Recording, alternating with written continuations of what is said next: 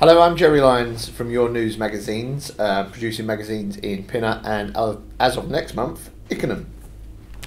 Doing a roundup of the February edition this month. February edition's just come in, full of the usual mix of local stories, but there's a few that have caught our eye. With our front cover, we're focusing on the story that Pinner Police Station is looking to close its doors to members of the public.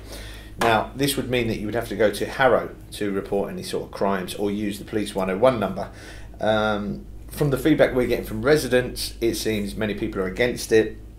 The police have argued a strong case, but I'm sure the residents will argue an equally strong case. So we'll watch how this one develops.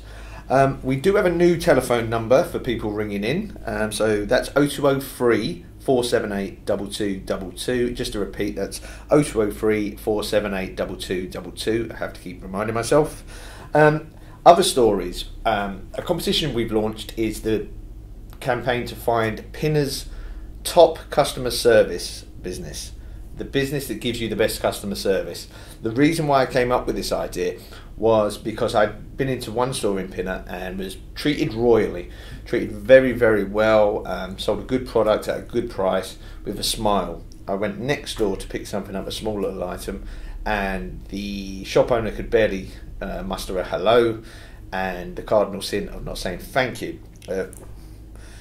Bottom line is I won't be shopping there again. But we're looking for the best of the local customer service, so please get in touch with us. Either call in, send us an email, or send us a letter of the businesses. They can be tradespeople, they can be restaurants, whoever. If they operate in Pinner and they've impressed you, we want to know.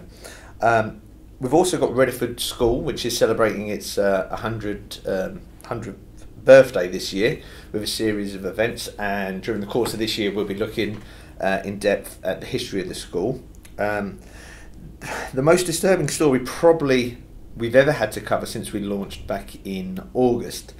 It's featured in February's edition. An elderly woman was burgled.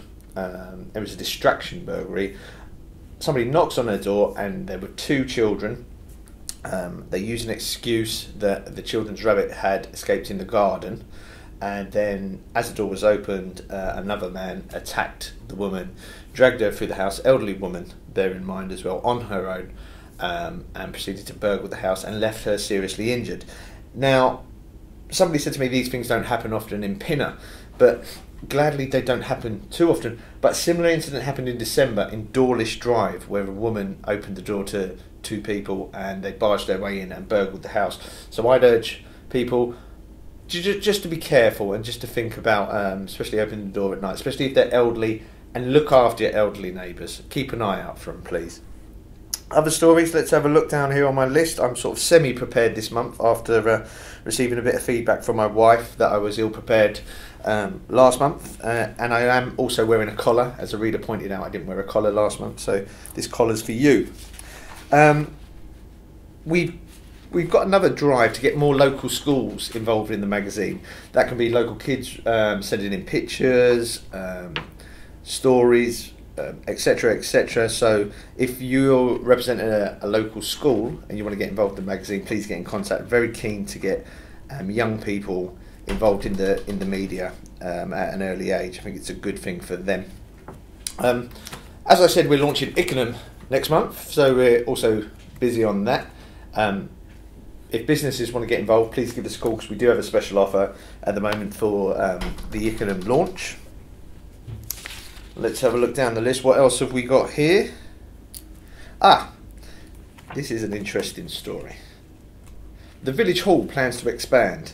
Now, they've released some exciting plans about making more space for their seating and storage. And personally, I'm not sitting on the fence on this one. I hope it goes ahead, because Pinner does have a thriving art scene, arts and drama, and we do now have an arts column which is produced by Cara Lyons. And flicking through the mag, let's have a look.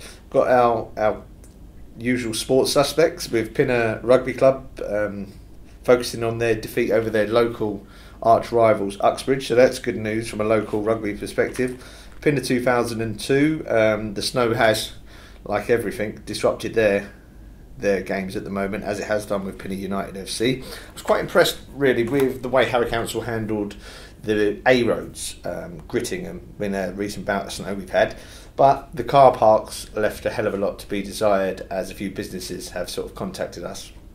And really, it would be a good idea, surely, to grit the car park so people can, A, they can get into them, and B, get out of their cars and use the local stores.